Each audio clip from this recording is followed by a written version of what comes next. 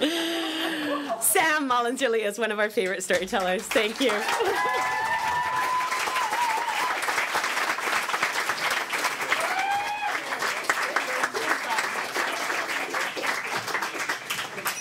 Hello.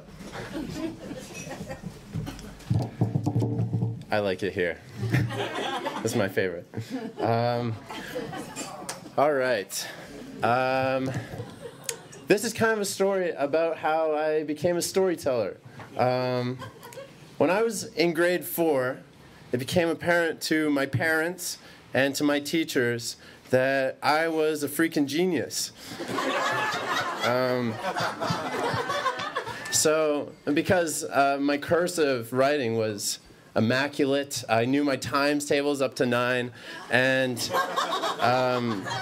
I wrote a book report on the Hardy Boys that I'm sure they still teach in educational institutions as what a 200-word report can be. So they decided that they were going to look into putting me into a private school in White Rock. And to get into the school, you go down, you write like a academic test, and then you and your parents go for a walk and talk interview with the headmaster through a graveyard, which is kind of foreshadowing because the headmaster, he's dead now. He died of old age and hate. So anyway, I wrote the test. It went totally fine. We're walking through this graveyard, and we walked past a headstone that said Arthur Keller, 1901 to 1990. And I stopped, and I turned to the headmaster, and I said, this gentleman was exactly 90 years old when he passed. And the headmaster stopped in his tracks, and he turned to my parents, and he said, your son is able to do mental math that I have never seen before. And just like that, I was in. And so my mom took me out to buy some Doc Martens and to get me all sized up for my school uniform. And I went and got a haircut so that I looked like one of the boys from Home Improvement. And before I knew it, was the first day of school. And I was really excited because I'd never had a locker before, and I was excited to decorate it. So I put a bunch of pictures of sharks in it. And I got to meet all the girls, and well, mostly the girls in my class. It was exciting. And about halfway through my first day, the headmaster stopped me in the hallway, and he said, so are you enjoying your first day so far? And I said, yeah. He said, I beg your pardon? I said, yeah. He said, how about yes? Oh, yes. Yes what? What? Yes what? Yes. It's been a great day so far. Thank you. How about yes, sir? I'm like, oh, I'm sorry. I'm sorry, what? I'm sorry, sir. Because you like it when I say sir. And mostly that first day, I just walked around and I couldn't believe that, like, how am I supposed to play soccer at lunchtime when I'm wearing a tie and Doc Martens? And the answer to that is that you don't. You sit and are groomed to be the elite of society. And it was kind of the worst. And the biggest difference about this school was that I fell really far behind really quickly because there was so much work. And it was hard. It was really hard. It was like the iconic I Love Lucy scene where she gets a job at the factory and the chocolates are going by and she can't keep up and she starts putting them in her mouth and down her shirt. It was like that, only with homework. And eventually I just started watching it go off the end of the conveyor belt, and I just kind of waited for the consequences. And meanwhile, in PE class and at soccer and basketball practice, I was head and shoulders above all the other kids, literally and figuratively, because the entitlement that enables one to attend a private school does not necessarily enable them to be able to run and jump and catch a ball. And this was strange to me because in my old school I was a good athlete, but there was always 10 guys that were bigger and stronger and faster than me. So but here I was a phenom. And so I was falling behind on my work, and I was excelling on the sports field, so I started being perceived as a dumb jock. And you guys won't believe what started happening. Girls started writing me notes.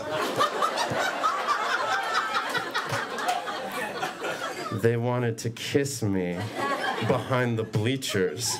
And I'd never kissed a girl before, so I started kissing girls behind the bleachers. And I started acting out in class and talking back to teachers and wearing my uniform improperly and getting sent to the headmaster's office a lot. And I'd just go into his office and I'd be like, yes, sir. No, sir. I'm sorry, sir. Under the bleachers, sir. And that's just the way that it went for months. I was just caught up in being this new person that didn't care about his schoolwork and didn't treat his teachers or anyone with respect. And it was kind of, I remember in my old school, kids would say I would give anything to be popular. And at this school I had a clean slate, and I gave everything to be popular. And it worked. Until my mom got a report card that said that in all of my classes combined, in the past 3 months, I had submitted exactly 0 assignments. So she yelled, and I cried, and then she yelled louder, and I wished I hadn't kissed so many girls behind the bleachers. And then I just started bawling. I said, Mom, I'm not this person.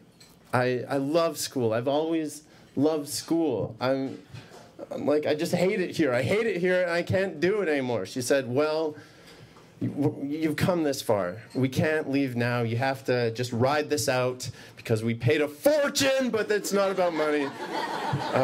We'll just ride it out, and then you can go back to your old school. So I was completely on autopilot and miserable and just going to the classes and being a sports phenom and kissing girls under the bleachers.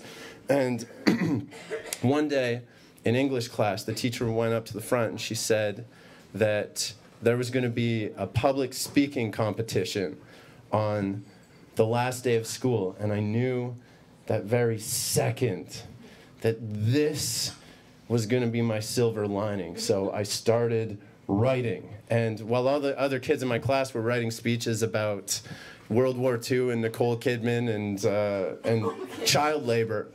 And a sidebar, I thought that child labor was what happened to a woman before she gave birth.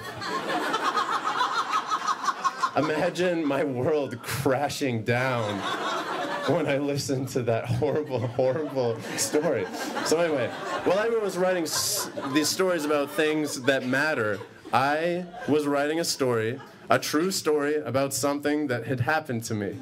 And the story was basically, I was at a Canuck game once, a lady that I didn't know sat next to me, and she said, do you know who the Canucks goalie is? I'm like, yeah, it's Corey Hirsch. She's like, I'm Corey Hirsch's mom. I'm like, that's crazy, Dad, this is Corey Hirsch's mom. And then my dad went and bought a Corey Hirsch Canucks jersey, gave it to her, and she gave it to Corey Hirsch. Corey Hirsch signed it, to Sam, best wishes. He wrote me a nice note and mailed it to me. And then I wrote a letter back, and I enclosed a little... one of my little hockey cards of me, and I signed it.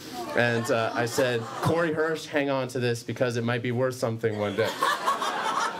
Which is adorable, right? I was 9. So anyway, it's the day of this competition that I need. And there was a celebrity panel that included TV news personality Tony Parsons. The Tony Parsons.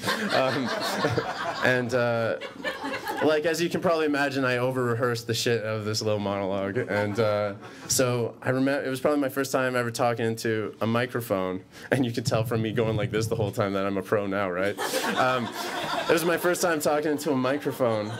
And I was just kind of had an out-of-body experience where I was just watching everyone watch me, and I saw my mom taking pictures and smiling, and the headmaster resenting me for finally being good at something that mattered. And it went totally well. And I sat back down, I felt good, and they tallied up the votes, and my dumb little story won this public speaking competition. And I brought the plaque because I just dug it out of my parents' attic, and I think it's poetic because it literally has a silver lining. Thank you.